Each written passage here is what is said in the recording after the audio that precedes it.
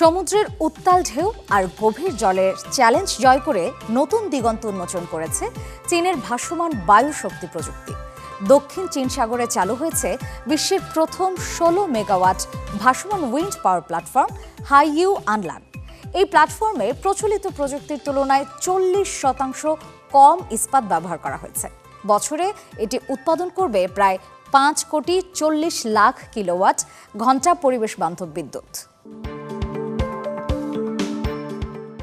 উত্তাল সাগর, গভীর জল আর প্রতিকূল আবহাওয়া সব বাধা পেরিয়ে এবার সমুদ্রের বুকেই বিদ্যুৎ উৎপাদনের মাইলফলক গড়ল চীন। দক্ষিণ চীন সাগরে বিশ্বের প্রথম তৈরি হল ১৬ মেগাওয়াট ক্ষমতার ভাসমান বায়ু বিদ্যুৎ প্ল্যাটফর্ম হাইইউ আনলান।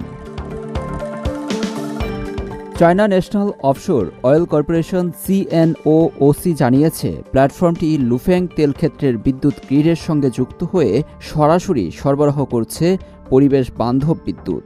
সাবমেরিন কেবলে উৎপাদিত বিদ্যুৎ পৌঁছে যাচ্ছে তেলক্ষেত্রে। এতে বছরে প্রায় ৫,৪০,০০,০০০ কিলোওয়াট ঘণ্টা সবুজ বিদ্যুৎ উৎপাদনের সক্ষমতা আছে। উত্তাল ও গভীর সমুদ্রে যেখানে টিকে থাকাই কষ্ট, সেখানে ভাসমান বায়ু বিদ্যুৎ প্ল্যাটফর্মের স্থিতিশীলতা নিশ্চিত করছে বিশেষ ভাসমান কাঠামো। হাইইউ আনলান এ ব্যবহার হয়েছে হালকা নকশা। প্রচলিত সেমি সাবমার্সিবল প্ল্যাটফর্মের তুলনায় এতে ইস্পাতের ব্যবহার কমেছে প্রায় ৪০%।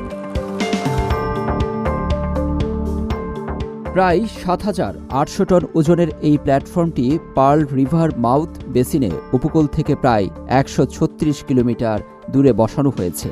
অবাক করার বিষয় হল এর উচ্চতা প্রায় ১১০ তলা ভবনের সমান। আছে বিশাল উইন্ড টারবাইনের ব্লেড, যা প্রায় ৭টি ফুটবল মাঠের সমান।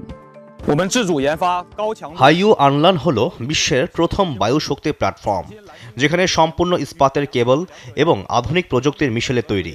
৮টি ডিজাইন সলিউশন আন্তর্জাতিক কর্তৃপক্ষের অনুমোদন লাভ করেছে, যা টেনশন লেগ মুরিং সিস্টেমের নির্ভুল প্রযুক্তিতে দেশের অভ্যন্তরীণ শূন্যতা পূরণ করেছে। মোট ৭০,০০০ মিটারেরও বেশি ওয়েল্ডিং হয়েছে, যার first pass welding qualification rate ৯৯%-এরও বেশি। এ প্রকল্পে বছরে প্রায় ১৫,০০০ ঘনমিটার জ্বালানি তেল সাশ্রয় হবে।